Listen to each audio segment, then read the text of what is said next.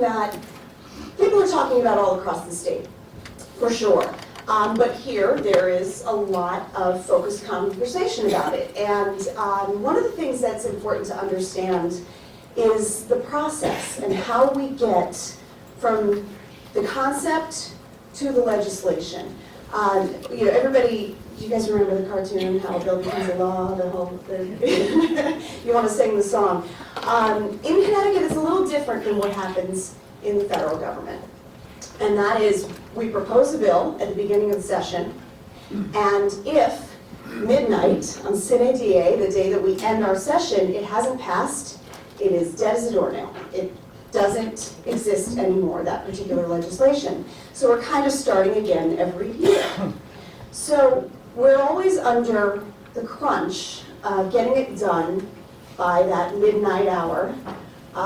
And so there has been the perception in the past that because some of these bills roll out at 11:45 at night, that we're trying to do something under cover of night, trying to get something done, trying to get it past the eyes of the public. When in fact, it really is that the negotiation, which begins even before session starts to try and figure out what kind of concept we're going to lay down, all the way to the end with what we pass, the negotiation never ends.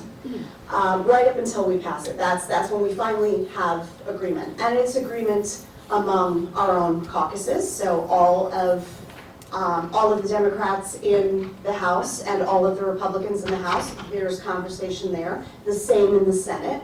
But also, a lot of the conversations are with folks from around the state that represent municipal government. So, one of the ways that, that we were able to get Ridgefield involved in the conversation about housing, back in my second term, we passed a bill late at night, which it rolled out at about 11:45, and I'm texting with our planning and zoning chair. Rob and I are texting back and forth. He's reading it, I'm reading it. We're not really sure what it's going to look like. And I ended up, because of the conversation that we had with Rob, I ended up voting against it. Talking directly with the majority leader, hey, we don't really understand how this is going to affect Ridgefield. I don't feel that I can support it. I'm going to have to be a no, which was completely understandable. The next day, Rep. Rojas and I talked about inviting Rudy Marconi to his working group for future housing legislation. And so he was. And so one of the things that we get, we kind of get a little upset because we feel like all the way down here in Ridgefield, we're not being heard in Hartford. And that's certainly why I started to run, that's why a lot of us ran for office, was because we weren't sure that our voices were really being heard up there. And this active process really demonstrates how, as long as you're willing to engage and you're willing to have the negotiations and you're willing to have some of the harder conversations about things, you really can let your community be a voice. Now, in my very first year, we had a housing bill that dealt with, so this was in 2021, we had a housing bill that dealt with some zoning, accessory dwellings, nothing that would have harmed Ridgefield, ultimately. And here's how I knew this. Because I worked directly with our planning and zoning chair at the time, Rebecca, and she looked at that bill and she sent back suggestions to me. And I brought it to the chair of the Housing and Planning Development Committees. And I spoke with Rep. Rojas. And all of the things that we asked for to be changed were changed. Now, if I had gone in and asked for those changes, and those all happened, and then I voted against it, as some members of our community were asking me to do, they would never have opened the door when I knocked on it again.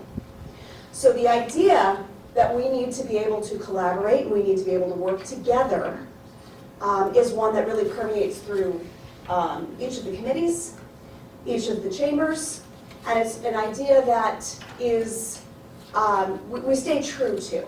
We have to work together to make these things happen. And the way that we do that is we also stay connected to leadership in the local boards. So for example, planning and zoning, they've got a direct line to us. When they have questions for us, they come to us, we talk to them. We tell them what we're looking at for the session. We tell them what kinds of pushback we're getting. We tell them what the advocates are asking for. Advocates for housing, advocates who are a little nervous about housing. We talk about all of that. Board of Select persons, we do the same thing. So the communication is constant. I mean, when I tell you that we're texting at midnight when bills come out, Rudy leaves some of the midnight ones to Rob, but it is a constant and back and forth communication. So I just wanted to kind of dispel some of the rumors about the way things are alleged to happen under cover of night. And I'm going to give everybody else up here a moment to talk a little bit about their experience with some of the housing bills. But first I would like to introduce, if I could, this incredible human being who drove all the way from East Hartford. Well, I mean, 84, we gotta talk to But 7 o'clock in the morning. we gotta talk to the chair of transportation about that. So Representative Jason Rojas, thank you so much for being here with us.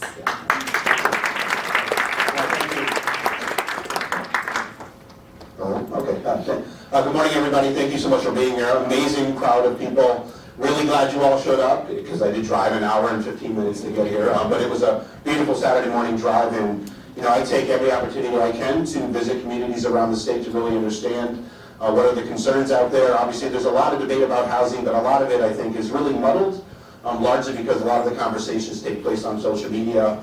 And anybody can say anything, especially when you're an anonymous kind of social media page. You can say or try to articulate what it is we're doing up at the Capitol, or what my intentions are at the Capitol, or who I even am as an individual.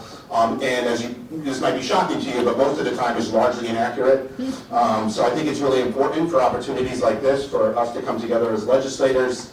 And even for me from East Hartford, I know often we are looked at as just representatives of our districts, and I represent East Hartford and Manchester, but we're also statewide policymakers, right? So what happens in Ridgefield, what's important in Ridgefield, is also important to me as a policymaker at the state capitol. And as Majority Leader in particular, I have a responsibility to work with all my colleagues to try to achieve the goals that they have for their communities, but also to help them achieve the goals that they have for statewide policy, right? Because we just don't only work on things that impact our communities. It's nearly an impossible thing to do in the legislature. A little bit about myself.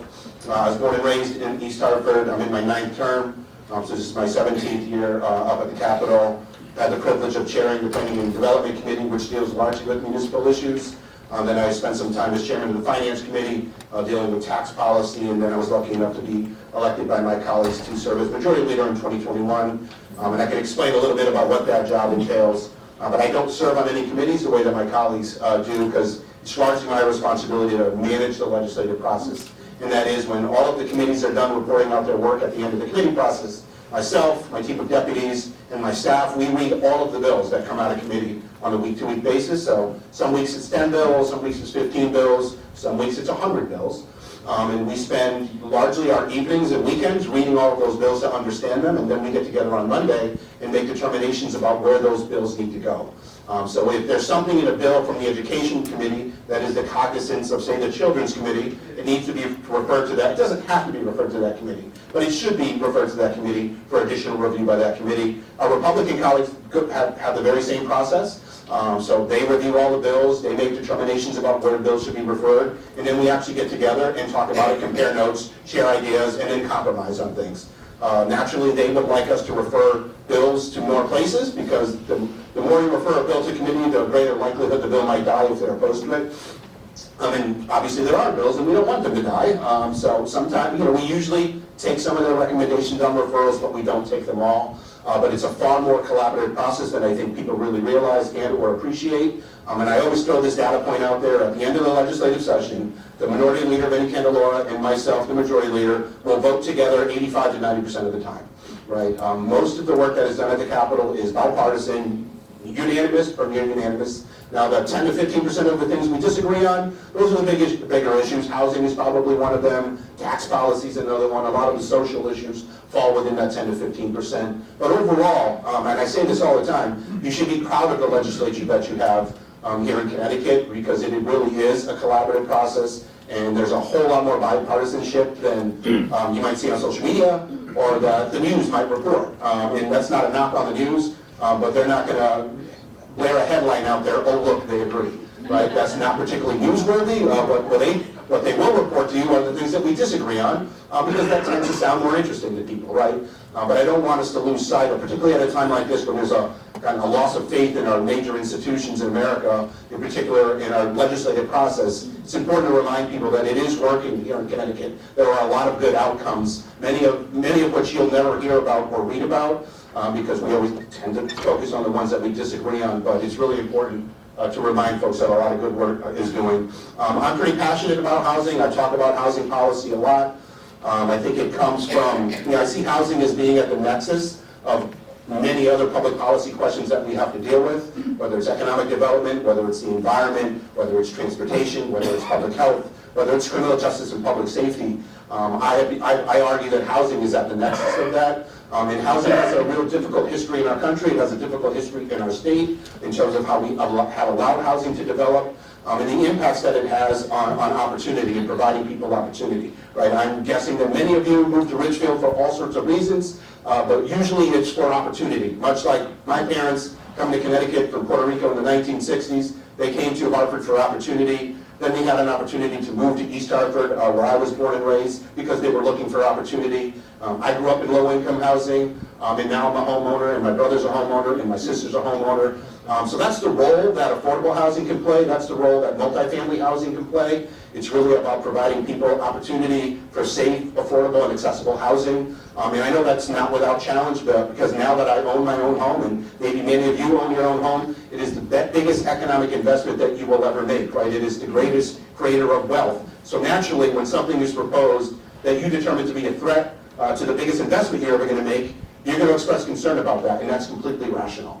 Right, and I understand that as well too, but there's likely some middle ground to be had about some of the goals we have for housing and how to protect the biggest asset and investment that you ever make, which is your home, and there's a delicate balance to that. And then of course there are all sorts of other issues that we have to take into account. Water and sewer is a big one, and Selectman Marconi's been a great partner for many years, not just on housing, but on policy development, as because we've overlapped and spent a lot of quality time with each other talking about issues that are specific to Ridgefield, but also specific to Western Connecticut and Connecticut at large. And I think it's an example of that partnership. I actually, just last night I was in a little bit of a Twitter war with some random person on Twitter. Probably not the best way to spend your Friday night.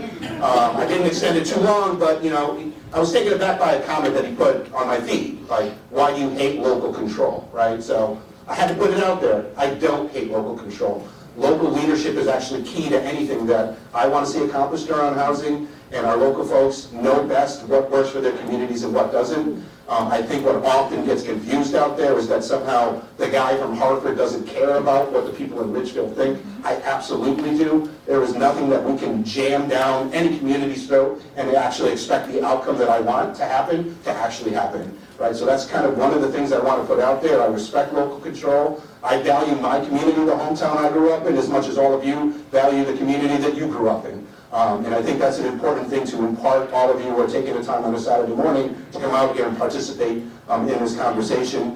But we do have a housing crisis, right? It's a national issue, and it's certainly a state issue. It's part of why we've seen the run-up in cost. I mean, there's a lot of inputs into why housing is so expensive, whether it's single-family housing or rental apartments. And it's really a crisis, as we've seen the levels of homelessness go up dramatically over the last couple of years. Our inability to develop housing, or perhaps our opposition to developing housing, impacts all of us in ways that I don't know that we can always appreciate when we're living in the comforts of our single-family home. But I meet with the people who are struggling, who are in the cost burden or homeless, and it's something that we have to address. So when we talk about the housing crisis in Connecticut, the number 100,000 units is often thrown out there. And that number is 100,000 units are needed for people who make 30% of area median income, right? So those are kind of the lowest income individuals. A lot of them are elderly.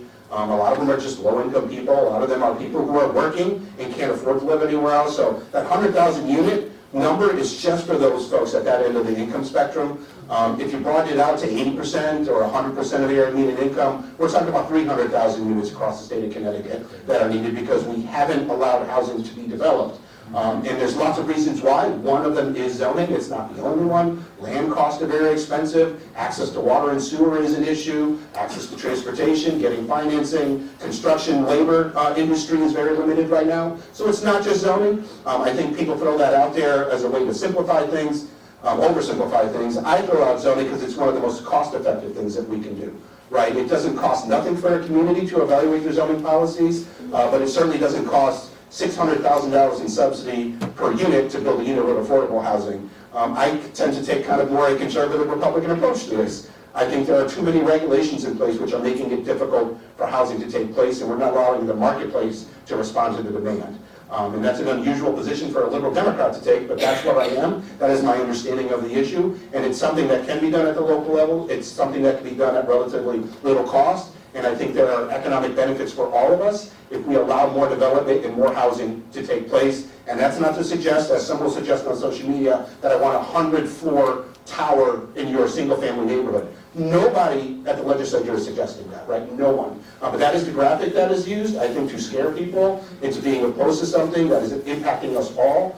When we all have a stake in ensuring that we have a healthy housing economy, because it is really central to the state's economy. It's essential to attracting businesses. It's central to attracting families to come live here in the state of Connecticut. If they don't have somewhere to live or have somewhere to live that's remotely affordable, Connecticut will stagnate, individual communities will stagnate, and that will cost us all in the long run.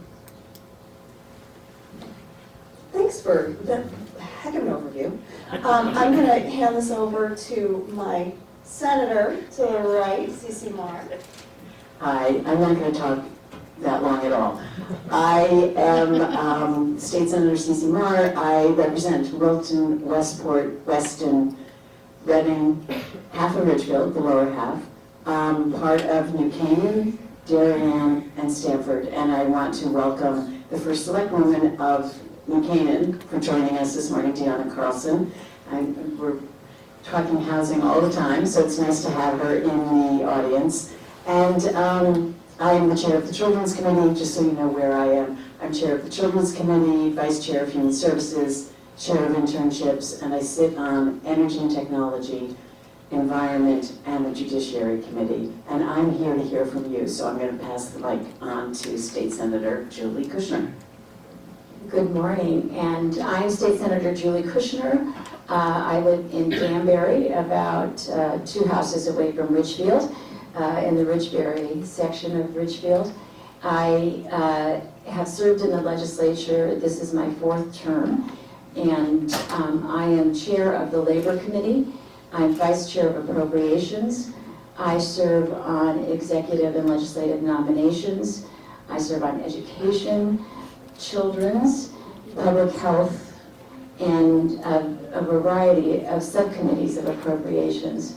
And I too am here to listen. I represent the northern part of Ridgefield. People are often confused whether they live in my district or Cece's district. I can describe it like this. If you go down Route 7 from Danbury, if you live on the, if you're going down, if you live on the left side, you're in Cece's district. If you live on the right side, you're in my district until you get to Cops Hill.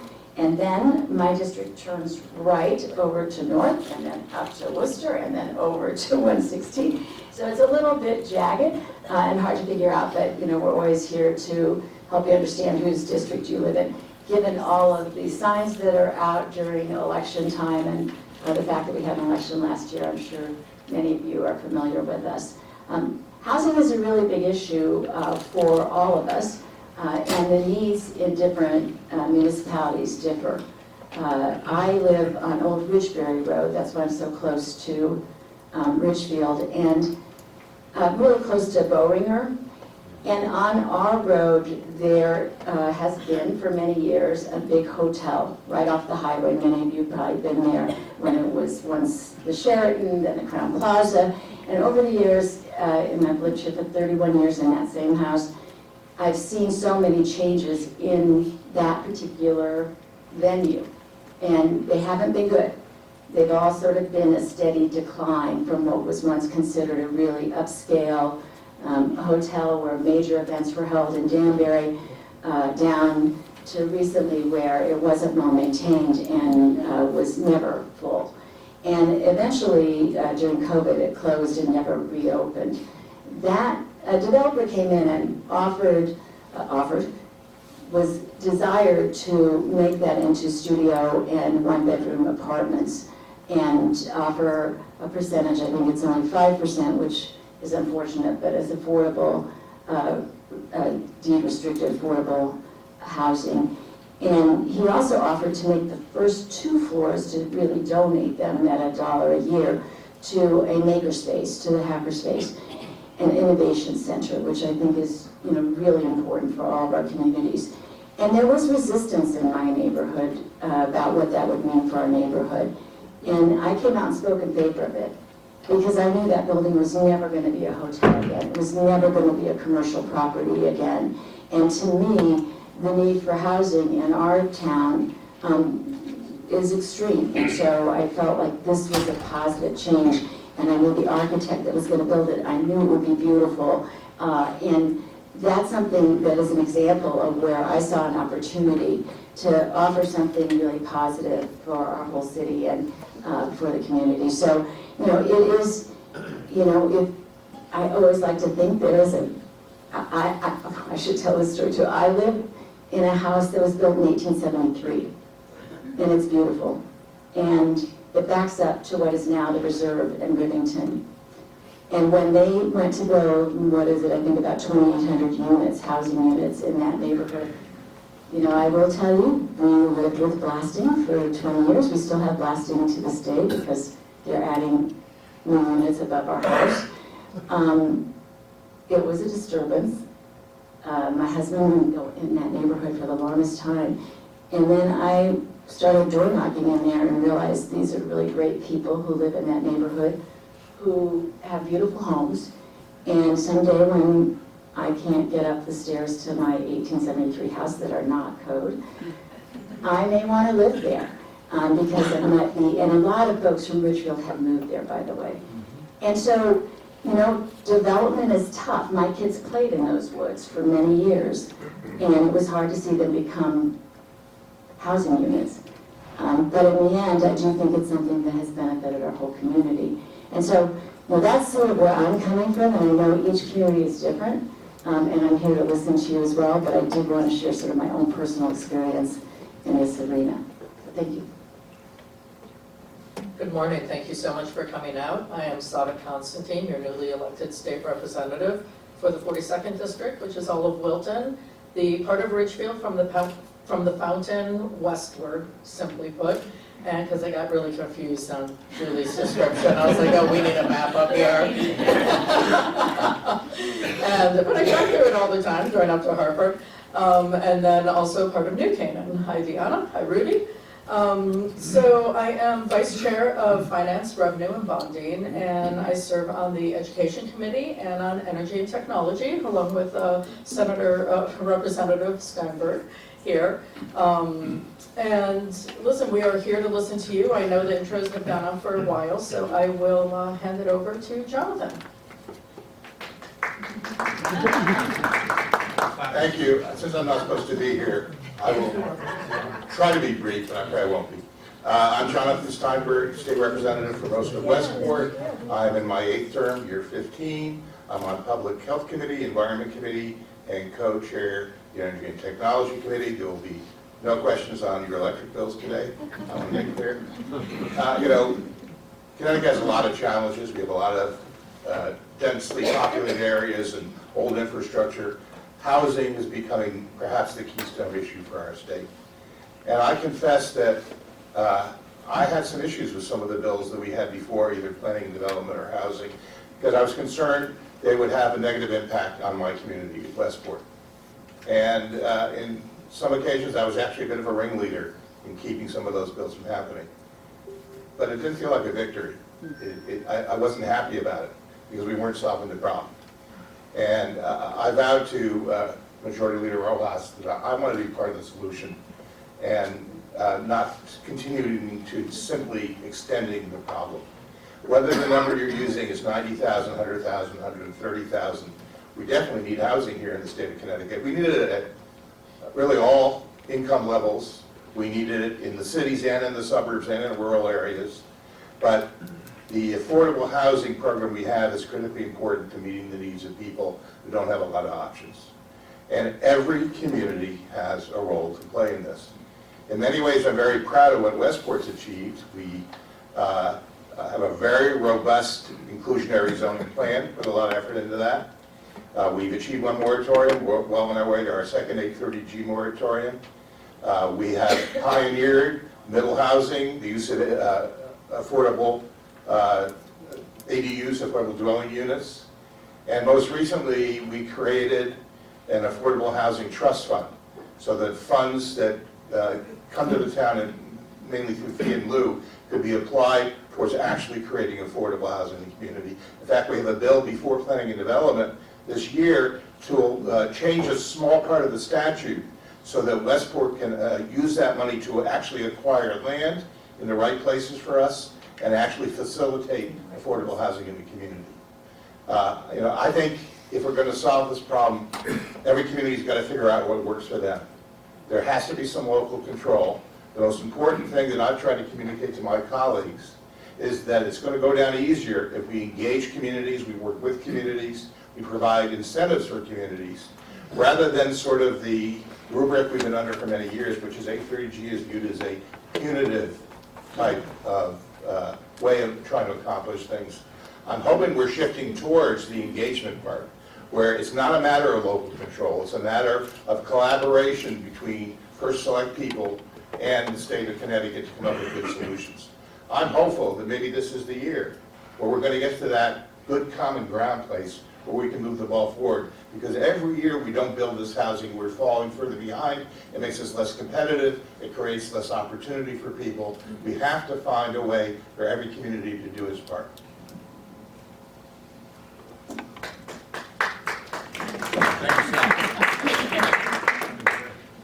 We have to bring you wherever we go.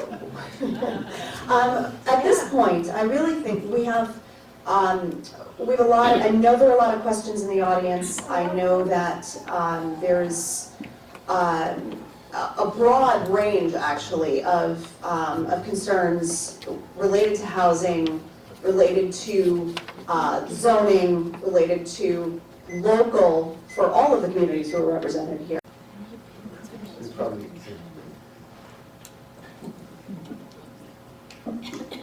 Thank you for your time. My name is Tom Wilkowski. I live on Arrowhead Place. I've lived in town about 12 years. It's very close. I have close to town, walkable, great property. But I worry about where we're heading from is my neighbor down the street going to be able to sell his property, as many people here noted. Amy, you knocked on my door in November.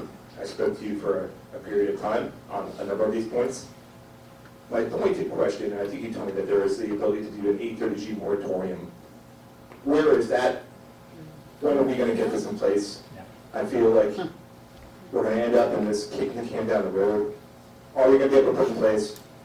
Number one, I'm all for affordable housing under 830G. My sister lives in Bethel. She wouldn't be able to afford her house with her 2 kids and her husband if they didn't have affordable housing, and they've lived there for 20 years. It's got to be done correctly. It can't be these right up to the property lines of the houses. It's ridiculous. I think a lot of people in this community here would agree with me that you can't just throw 15 units on a quarter-acre of land on Abbott Avenue. That's insane. The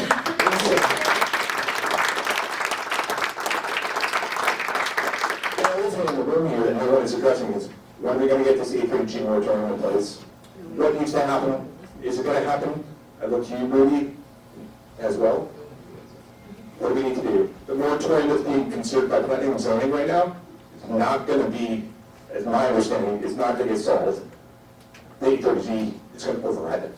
So hit the question. That's why everyone is here. Happy to hit that question. There are 2 moratoriums that we're talking about, and I want to conflate the 2.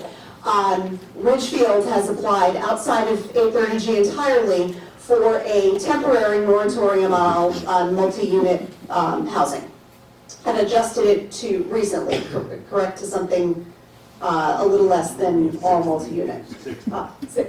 That's right, 6.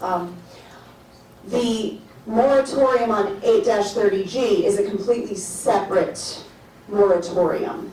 And that is a process, a member of the Planning and Zoning Committee reached out to me and asked for some guidance on how to apply for it. My legislative aide connected them to a couple of different folks to make sure that all of the paperwork is done properly and that all the steps are followed. It is, from what I understand, in process. Are we eligible though? Like, do we need That is- requirements to pass it, or is it just a? I know there's a proposal by your local land use bodies to have a moratorium. It's legally questionable as to whether a town can actually do that. That's not the 830G. Right, and then there's the other 8-30G moratorium that has to be earned, right? And I don't know that Ridgefield is anywhere close to earning. I think you're at 3.96%. You need 160 units. Right, and it's not that you just need units. You could have an individual with a housing choice voucher who comes to Ridgefield and lives here, and that would count towards it, right? So it's not just units, it's also people, but you earn these points towards a moratorium. And Rudy is saying you need 160 equivalent points, approximately, to get to that moratorium. But even when you get that, you get a 4-year relief from 8-30G. But then what, right? If you continue as a community to not make any changes, and to the point, I don't support every 8-30G application that's made.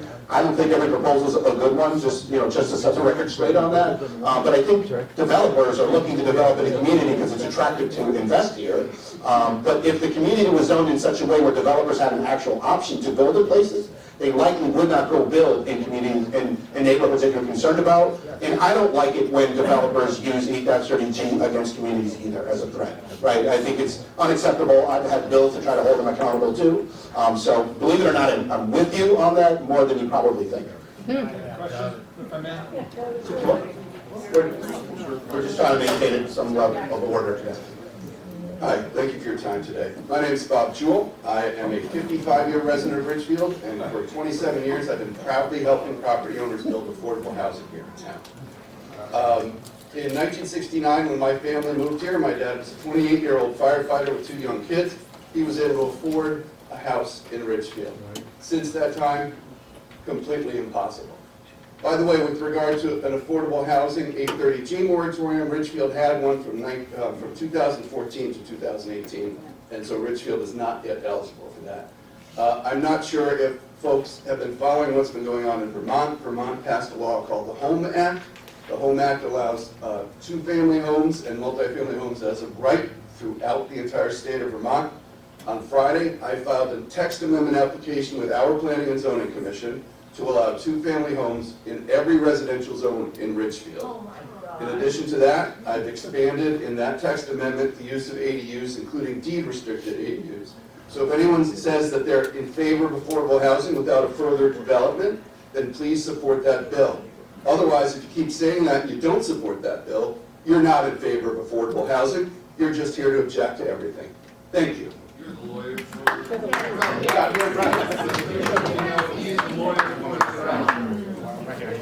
Keep the tone low. We're trying to go back and forth and get as many people in as possible. I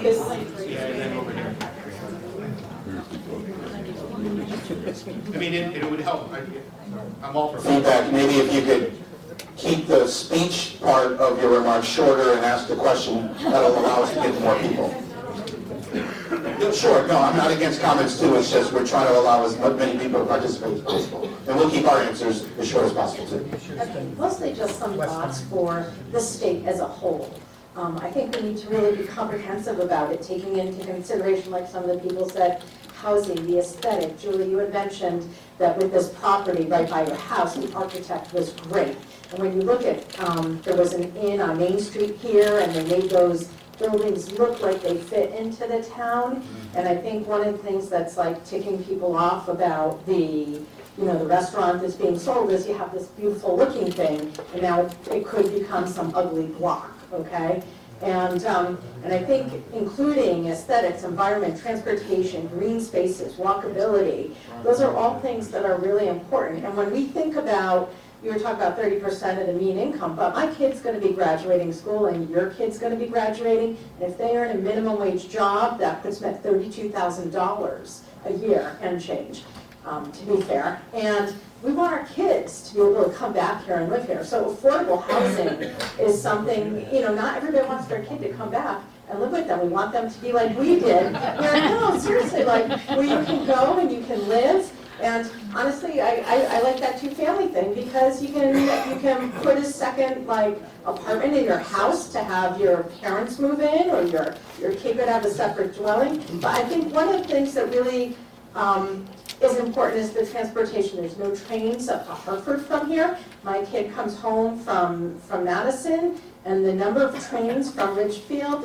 there's no service. So it needs to be comprehensive. And when you're talking about, I had heard 10%, but you mentioned 20 for this requirement. If we're looking to have at least 10% of our population, to bring it up to at least 10% of affordable housing in ideal age 20, I think that when developers come in and they want to develop something, it can't be, oh, sure, we'll give you a tax break and you can do 10% of your housing units. It needs to be something more like 30, something significant. And I know the gentleman had mentioned floor space and stuff like that. I think the idea is when developers come and they do something, we need to be getting more bang for the buck.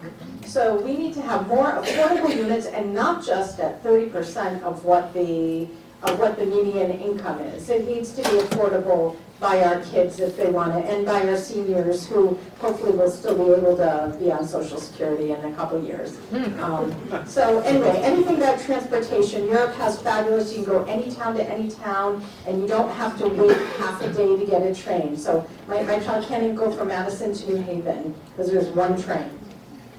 Completely hear you on the transportation. We are looking, if it were up to me, we'd have a train line straight along the 84 corridor. But I am looking at potentially expanding bus service, rapid bus, that kind of thing, to try and help. And just real quick, from a cost-benefit analysis, right, everybody wants to invest more in transportation, but if it doesn't have the population density and the ridership, we're running really inefficient rail system, which is part of the challenge we have here in Connecticut, because a lot of the train stops are kind of in the middle of nowhere, or don't have the density around them to actually merit us putting more money into that system. Just one last comment. So from our window, we see 35, and honestly, that congestion pricing in New York, I can see that the traffic in town has literally, starting when they input that, the traffic in town has reduced significantly, because I used to see traffic back up we'll go all the way from Stop and Shop to where 7 is. And now, since that congestion pricing went into place, I look out my window and I see it, and there's no cars there. And sometimes I go that way now and we can make it. So I think that transportation is a huge, there's not just here, but comprehensive. Okay, so thanks for coming out, I appreciate it. So my question is specifically about E3G. So for example, one thing that people often say is, so one of the things that people say is that the word goes housing for seniors. So I feel like the E3G law has to be changed in a sense to, for example, the senior housing, E3G housing with seniors only gets half a point. So, and also, these are whole people for E3G that starts at 8%, 60%, 40%. And unfortunately, all the E3G buildings we see here in Ridgefield do not include that 40% piece. They just let that out. And I think that there's going to be a way to enforce that 40%. Because the 40% housing gives you like 2.5 points versus senior housing, which is half point. And 2 points, sir, you're correct. There's a lot of misconception about affordable housing because there's so many different levels of affordable housing. My mom, I was at the extreme for a long time. If it wasn't for helping her, she would be able to live today. So I came from a very poor family, and I still have to help them today, which is fine. I own my whole house in Ridgefield, so I see both sides of the spectrum. But I think that everybody keeps saying, let's change it for you. And I'm saying, let's revise it to make it more tangible and addressable people, because senior housing communities don't for seniors. You don't want to like downsize the senior housing. They don't build very few houses because it's only worth half a point. And we also have to use the law to make more affordable housing, because if the law, in A3G, which I have right here, G point, it allows for 40% of housing, why are we forcing that here in Ridgefield? That's my point. I think the primary point that she was trying to make was related to senior housing and how you only get a half a point towards a moratorium for a senior unit that is specific for a senior versus another kind of unit. I think that's something that can be considered. We've had a lot of age-restricted housing built, and that's, obviously we're in a demographic bubble right now with baby boomers retiring, and therefore there being demand. Part of the challenge with just building exclusive senior housing is, with no offense to anybody in the room, once we get through this bubble, what do you do with all that housing? It makes it really difficult to convert it back to another use, right? So yes, there's a need for more senior housing. Should it be all senior housing? But there's also a policy priority around providing affordable housing for people with children. And I know that's often something that many communities don't want to see, which is weird, because it's probably the reason that you moved to a community, because you had housing for you and your children. We also, we spoke with the Commission on Aging a couple of months ago. We talked about prioritizing seniors in any kind of housing capacity. And one of the things that we are also really mindful of is being very cautious that it doesn't allow for builders to put in, developers to put in predatory practices, which would either knowingly exclude seniors or change the pricing structure based on seniors. So all of the things that you're talking about, being able to prioritize, we also have to incorporate whether or not anyone would be able to take advantage of, the sort of unintended consequences that we talk about. So that's something that we're also very mindful of.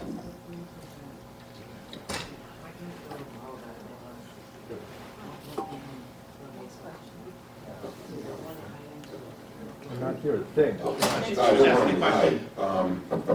I was just going to respond to our last question about why can we build high-end and low-end?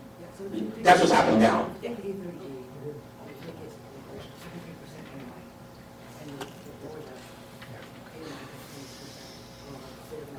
Yeah, I mean, part of the questions that have been raised is it's about economics too, right? To build housing, to build an apartment building, you got to have it pencil out. And there's no way to pencil out any development project if it's all affordable or all low income. Those are the kind of the lessons and the mistakes that we've learned of watching housing policy. So that's why the movement is to have more mixed income, because it needs to pencil out at the end, and that's why you can't, even to the point about should it be more than 20%, should it be more than 30%, the numbers aren't going to work out if you go too much higher than that. Hi, good morning. This question is towards the state senators because this particular item did not come in front of the House. During the last session, the two senators voted for SB 416, an act concerning the conversion of commercial real estate property for residential use. According to the media report in CTU News Junkie, it says that this particular bill will allow developers to convert commercial buildings into residential properties as a right. The designation would also prevent towns and cities from rejecting the plan if it meets local building and fire codes, and also the municipalities would not be allowed to require a public hearing or special permits, and will have to decide on the application within 65 days. Since this did not come up in front of the House, and it's asking the two state senators who represent Ridgefield, as the state senator Julie Kushner also represents Danbury, and I talked to a lot of people who were concerned about this bill because this would possibly impact the Lord and Taylor building over at Danbury Mall, and would possibly circumvent the public from participating in offering their opinions on that particular property if it was turned into a residential unit, which was proposed. So I'd like to hear from the state senators, why did you support this particular bill?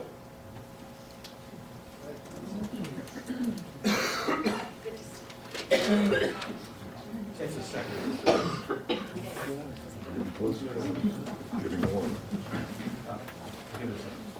So Al is often asking me questions or commenting on my teletown halls. Al and I have known each other in Danbury a lot of years. I think the example I gave at the beginning of this conversation about the hotel on my block and how I saw it was transformed into, it will be transformed into, I think, a very important asset in housing in Danbury and offers other opportunities with the makerspace. It's not just that.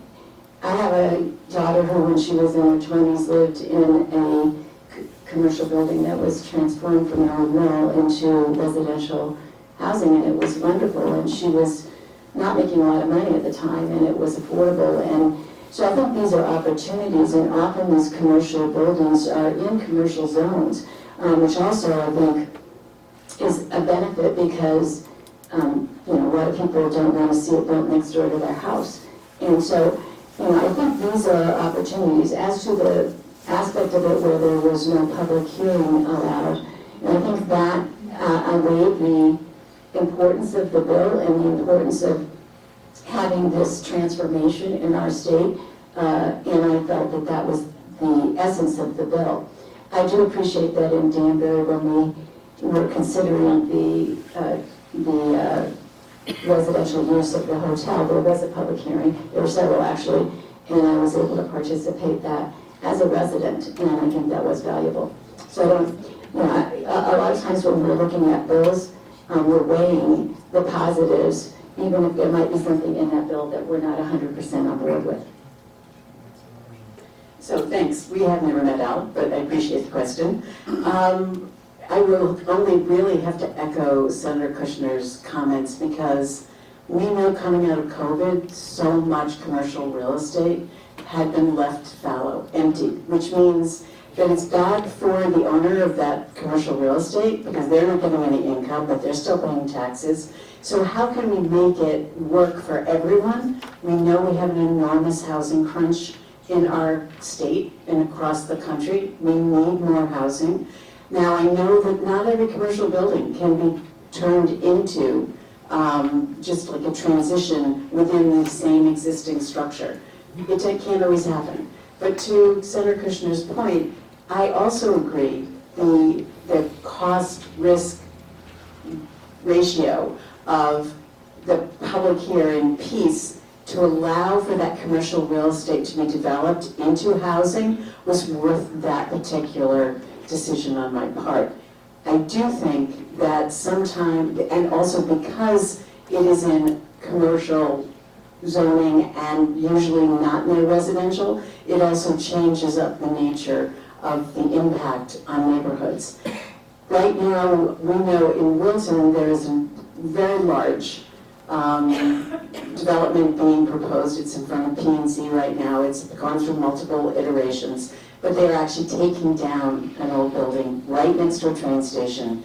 Used to be the Common Fund, and they're going to be turning it into housing, which is walkable into town, right adjacent to the train station. And if that bill helped allow for that, to provide more housing in not just Wilton, but in Fairfield County, I think it was a good benefit of that bill. Thanks. I'm doing my best to keep this as brief as possible, but I think it's an important point that should be touched upon. My name is Kenneth Miller, I live on Baxter Road, and I've been a resident of Ridgefield with my wife and raised our kids here for 34 years now. So there's been a lot of change, and the first thing I want to say is that the turnout here this morning, and the fact that you've organized this forum, is a testament to the quality of life in this town. And I hope that when people come away after we've concluded this forum, that they really take stock in that. I think that we have many people here of different political stripes. That's not a bad thing. That's a natural thing. At the same time, I want to say that there are a lot of strong feelings here. And the reason the tenor has been going up and down the way it has been, to a little bit more excitement and then calming down a little bit less and so on, has to do with the fact that something that should not be an adversarial interaction tends to become one when people feel that their concerns are not being taken seriously. So notwithstanding the fact that we have people who are of many different political persuasions, as an observation, I have to say that a lot of what is being spoken of here is very fair and reasonable. The concerns that are being expressed more strongly by some, less strongly perhaps by others, are fair and reasonable, largely. So those are my comments. Now, I want to shine a light on something which Elisa touched on when she used the word aesthetics. I've spoken to Rudy and some other people in town about this over the years. Everyone here would like to see local control because they're interested in preserving the quality of life in town. It's with the best of intentions that people want local control. One of the areas in which we lack, in a practical sense, local control is in the area of architectural review.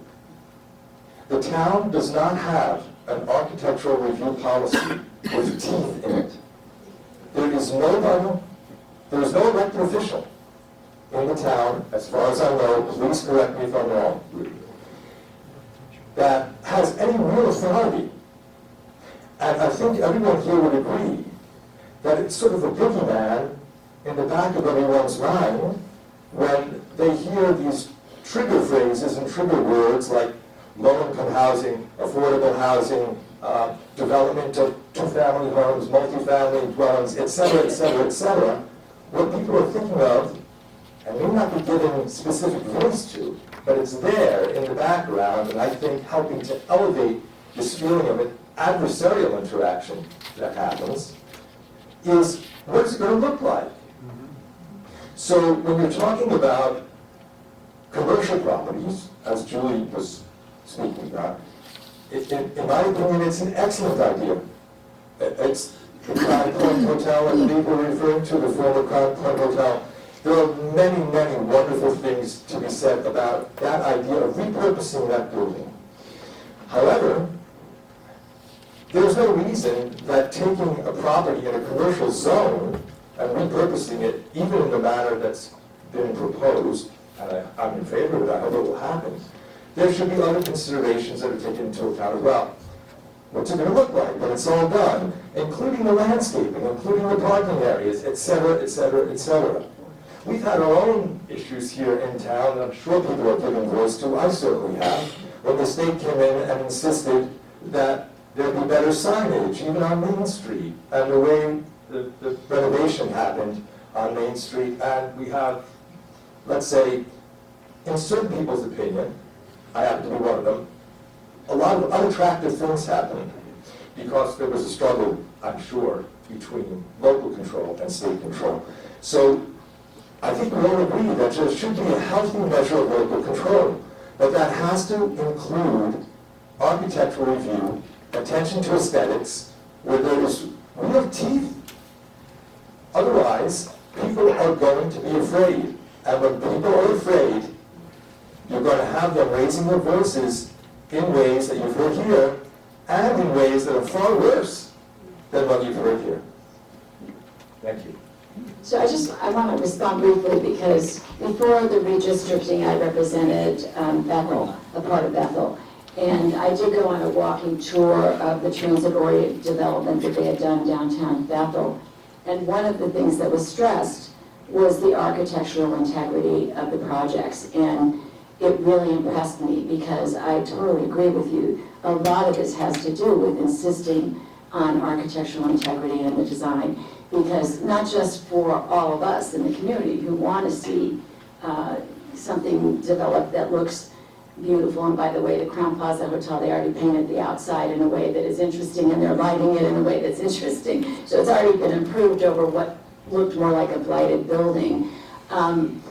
But architectural integrity, I think, is one of the keys. And the people who've been talking about green space, too. I mean, that was one of the things that I felt saddest about the reserve in Rivington is that it was 585 acres of trees, and my kids used to play in there. And I'm sorry that we lost that, but I do say that I do think the overall benefit to the community has been a positive. But I think there has to be that kind of planning that also. Yes, that's what I'm saying. Right, I Remember, understand, I agree. the term architectural review does not only have to do with bricks and mortar and windows and so on. There are things called landscape architects, and they specialize in landscape architecture. So there has to be a harmonious integration of those things. And I was just, I started to say it and I lost my train of thought, but Not just for all of us who live in the surrounding community, but for the people who are going to live there too. Absolutely. Hi. My name is Barbara Boffer, and I live at Mountain View Avenue. I'm right next to the Red Rooster. The Red Rooster is already located in a very congested area. If you came any time in the morning or in the afternoon, you'd have to wait quite a bit of time before you can make it from 116 down to 7. It can take you 15, 20 minutes to just go that route. Right next to the Red Rooster, I think 830G is very divisive, just inherently. There's nothing, there's no discussion with regard to the neighbors. His wall will come right up next to my property. I don't know what's coming up next to it. We have solar panels. Is that going to impact solar panels? We have a little neighborhood where the kids ride their bikes. I mean, it's already congested, it's small, and this is going to be such an encroachment, such an imposition, and we are not consulted as a neighborhood at all. We listen to the attorneys as they come in and they threaten that they can't do this, then they're going to go ahead and throw up 830G. They just stand there and they say, you don't have a chance. It doesn't matter what you have to say. It doesn't matter, they don't want our input, they don't want to work with us, they don't want to make sure that in fact this is something that they could make some modifications to so that it fits better into our little area. And at the very get-go, from the very beginning, that is already a highly congested corner. There is so much traffic there all the time. You can't walk safely across the street there, as it turns out at this time either. So what's going to happen when all of that comes in? So I think that 830G is a very aggressive, very divisive legislation. It just doesn't work. You want community? Then work with what's already in place. Involve the neighbors. You can't just come in and put something in there and just say, listen, sorry, you don't have a say.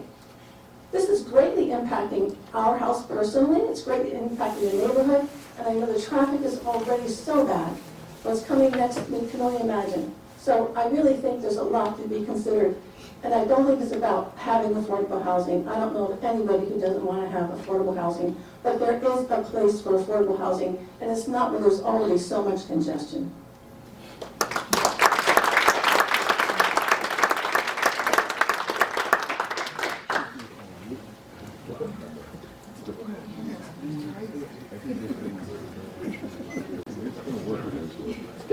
My name is Bob Frey. I've lived on Barrett Hill for 33 years now. And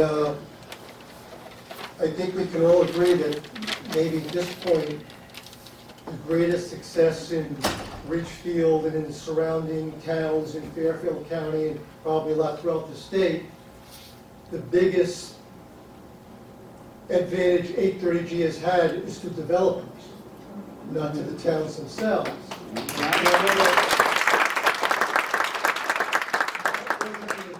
But that's the reality. And I think one of the problems with 830G is that it says you have to maintain it for 40 years. If you do the housing for a low income, it has to be there for 40 years. In Ridgefield, I believe there's a law, Rudy would know, that if you have an acre of land, you can have an accessory apartment. A lot of people I know have accessory apartments. I could have one, but I could rent it to someone that's lower income, but I can't do that if it's for 40 years. Someday I might want to sell a house, and all of a sudden, the people are going to buy it and say, what, I have to keep a low income person living here for another 25 years? That doesn't work. You need to get rid of that 40-year piece of inside there and make it so that you rent your apartment or you rent a house to someone with lower income. If they're making that lower income, that counts towards it. doesn't have to be any 40-year obligation, because that's kind of kills it for so many people that would normally have rent a place to someone that might not be as high income as elsewhere. I don't know why that 40 years was put in there, but it's working against what you're trying to accomplish. It's not helping it, and I'd like you guys to get rid of it.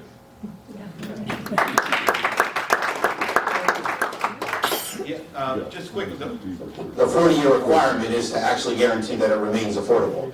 If there were no restrictions on any of the housing we have right now, given where housing costs are to buy a house, where rents are, we'd even have a bigger problem than we do right now if we didn't have the actual restriction in place. And often it's kind of a benefit that you receive when you take public funding to build housing, that you're going to maintain units of housing at an affordable rate. Because if you don't, just leave it to the market, it'll all be expensive, and we'll have a bigger problem than we have right now. Yeah. One of the things that, just on the last speaker, one of the questions that has come up and we're waiting for an answer on it is that if an ADU, an accessory dwelling unit, goes into 8-30G, that the owner has the right upon selling to remove it from the list, that deed restriction. And I don't know if you've heard that yet, Jason, or not. But that would make it a little more palatable, right? Yes. Right. Yes. The ADU itself, yes. yes. Well, I know the gentleman in the blue star has been waiting for quite a while too, but we'll go here first because she has a mic in her hand.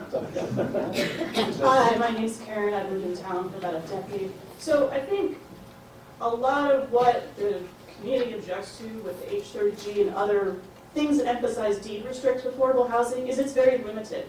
It only makes financial sense when you're building a giant building. Something that's like 10 units is 20 units. Things that would be less impactful to town or less offensive to us architecturally and density-wise. Like this gentleman is saying, you know, ADUs, duplexes, smaller units, the deed restricted affordable housing doesn't make a lot of financial sense there. So some of these bills that are being proposed is really forcing us to build giant units, and it doesn't really work with other things. What specifically legislatively are you guys proposing that we would do that would either, is that the current intent, is to continue with the focus on large developments? Or what specifically are you guys suggesting legislatively?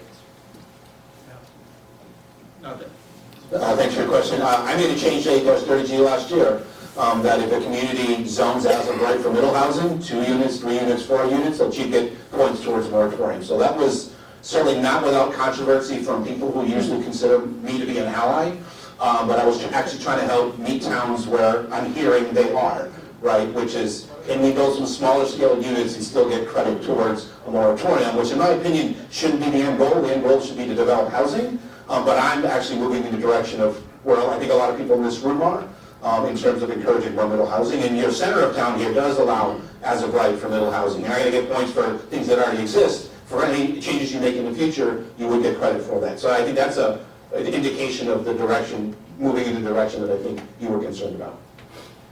And then the point of bringing everybody into the space is to be able to answer your questions, but also to take ideas like what is being suggested about ADUs specifically. And I do know about many things, but speaking to ADUs specifically and some of the suggestions that are coming, I know that there have been proposals by some of our colleagues to make ADUs count in a way that is actually more meaningful, to be able to qualify for moratoriums, to be able to qualify in other aspects. And that is certainly something that I would be willing to look into and pursue and support if there are current proposals that exist, and something that we can look at collectively. One of the things that changed pretty dramatically around the time when I was elected, in 2020, so there were more of us in the majority party from Fairfield County. Where before 2020, there weren't that many voices up in Hartford reflecting what the needs were in the communities that looked like ours. And now we are more of a coalition, and like Rep. Steinberg said, I don't want to put words in your mouth, but like Rep. Steinberg said, that initially it was voting no to kind of just stop it in its tracks. Well, now what we're working to do is to try and make the affordable housing goals meetable, but also collaborative in a way that it hadn't been prior to that. So hearing about the ADU concerns, it flags for us that that's something that we can and should be supporting and looking into. Okay, can you hear me? Yes. All right, thank you very much. My name is Michael Andrews. I've been a resident here in Ridgefield since 2006, been coming up since the 90s, if you will. One of the things that strikes me, we're talking about, for example, Common Fund, the site down in Wilton, which is being redeveloped, is in Georgetown, the wire mill, all right? And right near residential, buildings, trying to redevelop that area, the train line, et cetera.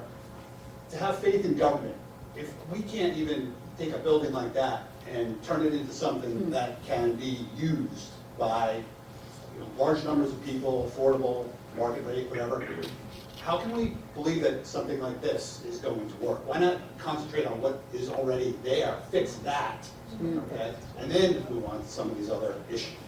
Get the state involved, put the money into redeveloping large areas where developers are never going to take the time or have the money to be able to do it by themselves. There's too much risk. Why not concentrate on that and get that right first, build trust in the community, and go from there?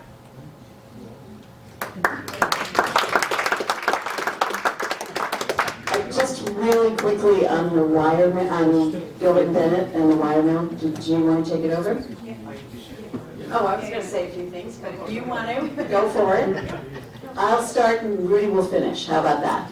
So your concern around government not being able to do anything about the wire mill, the Gilbert and Bennett space, that is something, there were a lot of issues in that in terms of the fact that it created a taxing district and, the bonding of the ownership. And so all of those, well, the remediation comes after, but all of those initial things about the taxing district, the bonding that was held by the people who owned the buildings, all of that had to be resolved before anything could happen with the wire mill. I couldn't agree with you more. It is at the intersection of Ridgefield, Wilton, Weston, and Reading. It is a phenomenal opportunity. There is a lake there. It's talk about outdoors, conservation, mixed-use housing, proximity to a major road, proximity to the train. It's a phenomenal opportunity. And I've been working on it for the past 2 years to try and support the work of the town of Reading to make that happen, including getting funding for brownfields and also sewer capacity tests, studies, a lot of different things that I've been working on. They are working on it, but just as everyone in this room is very concerned about their home, about their community, about change, we had to work with the people who had those bonds. Well, not now because it's so long down the road, but anyway, it's been transferred so many times. But we had to work through all of those things because we want to do it right. So that is part of the issue here. And I'm going to pass it over to Rudy so he can. 40 years, though. Yeah. Privately owned. 40 years in the wire mill? 40 years? It's been, I don't disagree with you. I've only had the seat for 2.5. I apologize. Yeah, the wire mill, many people in Ridgefield spent careers there, historically, but today, is Julia here? Julia Pemberton from Reading? Because I don't want to speak in her territory. But what I know, we did just receive, they received a $2 million grant to continue the contamination issue. That entire property was horribly contaminated. Mr. Stephen Solar, for years, was pushing along, making progress, and then the recession hit in 2010 and 11. He couldn't finish it. There was a large lawsuit, was in the courts for years. recently came out. Reading now owns it. They took it for taxes. There are a couple of scenarios. If a not-for-profit or the town of Reading build there, the monies due are forgiven. It's about $9 million that are part of the deal that are still outstanding and have to be paid back to creditors. If the two entities that I just mentioned were to build, that's forgiven. However, if a private builder comes in, they have to pay up to $9 million. So there are a lot of different issues surrounding the development of that property. Reading continues to work on it, to get the grant to $2 million, to continue to clean up the property. We are working with Reading. The town of Ridgefield is on the sewer line. They have a sewer plant that flows about, well, it's rated for about 240,000 gallons a day. They're flowing about 40, so there's plenty of capacity there to allow for development. It's just been a very slow process. That's exactly my point. That's a private marketplace. It's a failure, Right, not the government's failure, it's a it's a private failure of the marketplace. private market. Somebody's got to cut through it, and it's not somebody in the legislature, the That's what just governor, happened. somebody's got to do it. Otherwise, we're stuck, we're talking about all this stuff here, it's crazy. The town is trying it now. I understand the good efforts that are being made, I'm just saying somebody's got to get it done. Okay, this gentleman. Hi, good morning. My name is David Sachs, and we moved to, my wife and I bought a house on Abbott Avenue 5 years ago. It was built in 1770, originally on Main Street, and then moved. And for 3 years, it was very peaceful. And then 2 years ago in April, we learned that a developer had a plan, and the plan made no sense from the day any of us heard it. The plan was to build 14 two-bedroom units on a 0.47 acre piece of property.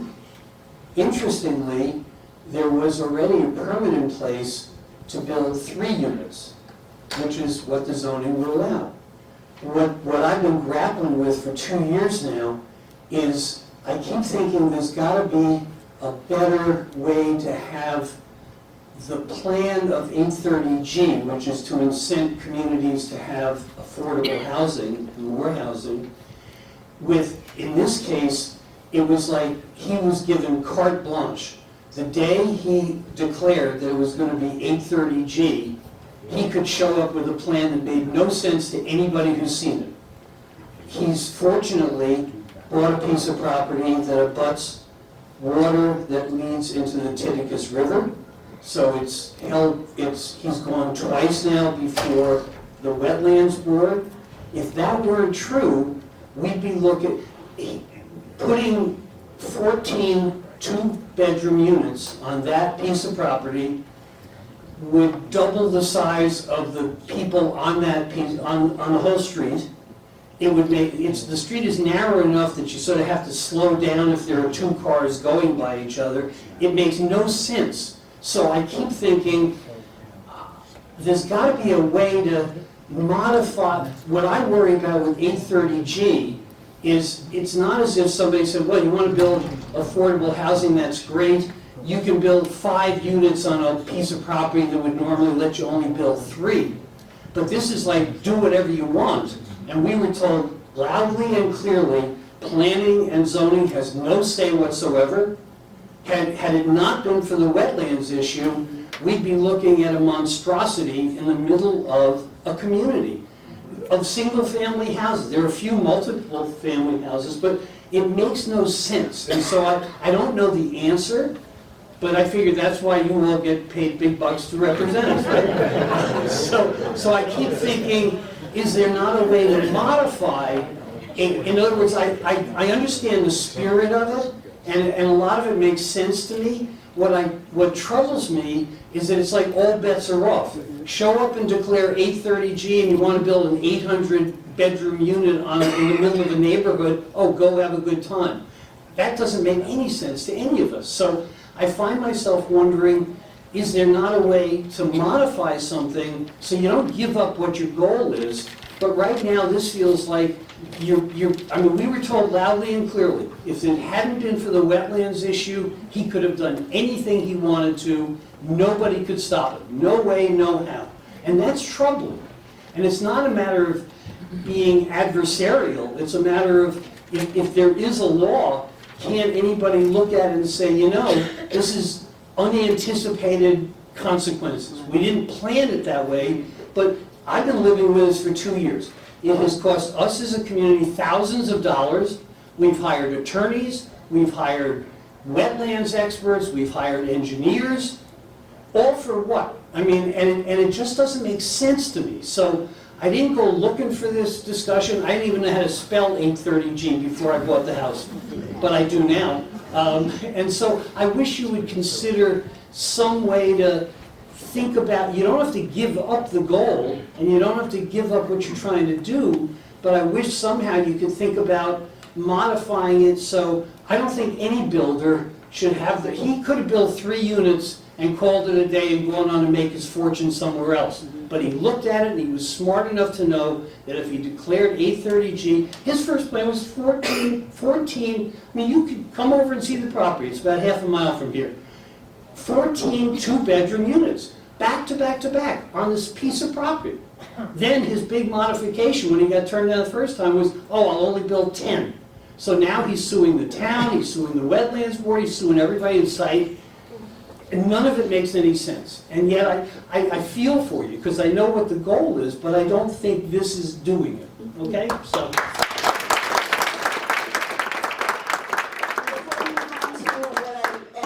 Probably our last question, because I know we're going to get kicked out of here in 5 minutes.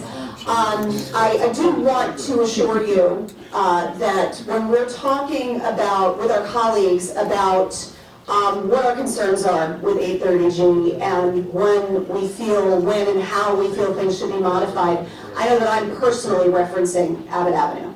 So you should know that. And I know that when Rep. Steinberg and Rep. Constantine are doing that, they're talking about other similar types of projects. So we understand, we hear you, and that is a perfectly reasonable concern. And then Marilyn, I know we also have had this gentleman here raising his hand for quite some time. We're going to do a speed round. So we can do, yeah, speed. 4 more. Hi, my name is Haniklia Kundarakis. I live over on Chestnut Hill. First, I want to say thank you to all my residents who are asking really great questions, because I've only been here for about 6 years, and I still don't know a lot about my town. I've got a lot going on in New York City. But there's been many issues that have been raised that I'm sure you are all handling. One thing I want to circle back to is the question of the aesthetic. And a question was posed earlier, is there any consideration in all of these laws, regulations, and, you know, admirable, affordable housing things to take in consideration the aesthetic? Is there a law? Is there a committee? And I'd like you to give me some idea what your thoughts are on that. I know when I was arriving here, it was 2018 in April. We hadn't found our house yet, and I looked around at what was going in town, and I was upset for the town of Ridgefield. I was like, what's going on here? So, you know, I'd like to know that. So the architectural design element of that is entirely local control, if you will. That is left entirely to local planning and zoning. The state has no input, and we wouldn't want the state to have input on whether or not your architectural criteria will be met. I'll be devil's advocate, right? Design review, architectural review, absolutely understand and value it. It's yet another, that is another veto point in the process, which makes your housing more expensive. As much as it's a legitimate point to be raised, and of course aesthetics is subject to the eye of the beholder, right? What is aesthetic to you may not be aesthetic to others. And again, I'm not for big box apartment buildings. I'm just saying, understand that is another point that makes housing more expensive to develop in Connecticut. It just is. And maybe that's worth it to you, but maybe you can afford to live where you're living right now and others can't. Mostly comments. Scott DeYoung, I live on Quatatoa Drive in Ridgefield. I know the state data for population, the population of the state of Connecticut has increased about 30 or 31,000 people from 2010 until 2021. Fairfield County has increased about 42,000 in that period of time. In other words, more than all of the population increase in Connecticut is in Fairfield County. New Haven County's up about 1,000. Hartford is up a couple of thousand. And all the other counties had negative population growth. If you were to look at that statewide, 30,000, then we need 15,000 units if you put 2 people per unit. What's going on? Well, it's real simple. There's economic fractionation taking place. I happen to drive here in a 9-year-old Honda, not a brand new Rolls Royce.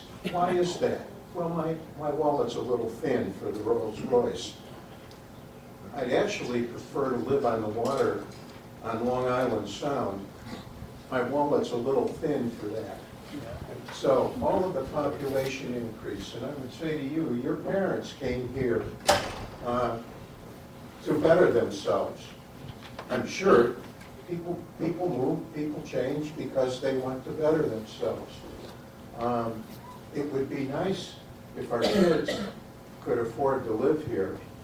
I'm not sure about the affordability part, but I've got one in Vermont and one in Washington State. So they didn't choose to live in the neighborhood for a variety of personal reasons.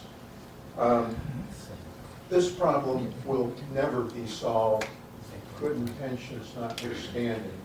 I believe it was Plato said, the price good men pay for not being involved in government is to be governed by less than themselves. I disagree with most of you, but thank you for serving, because I sure as hell don't want to do that.